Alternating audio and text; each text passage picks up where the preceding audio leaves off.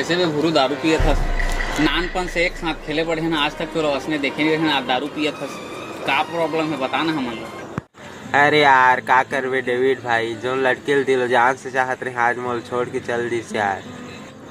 अरे भुरू प्यार मोहब्बत सब धोखा है।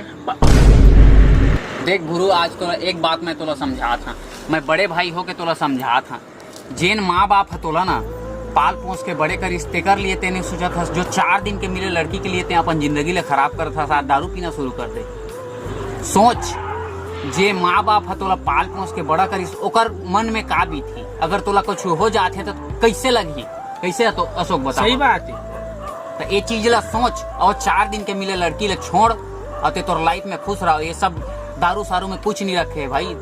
एक दिन ऐसे हुई कि लड़की तो कोई लड़का के साथ में निकल जाही, लेकिन तोर जिंदगी पूरा बर्बाद हो जाही। ये चीज ला तोर दिमाग में बैठा ले, कुछ दिन तोला छोड़े में ओला तकलीफ हो ही, लेकिन ये चीज ला सोच ले कि जे लड़की है तोला आज छोड़ के चल दी सो दोबारा तोर जगह आए नहीं, और आ भी जही तो जो पहली रही उसने ते ओला पास नहीं। तो जिंदगी में एक बात ला हमेशा ध्यान में रख दे, जो चल दी सोला छोड़ दे, और जो है तोर रही ना और तोला छोड़ के कभी जाए नहीं। कैसे अशोक? सही बात।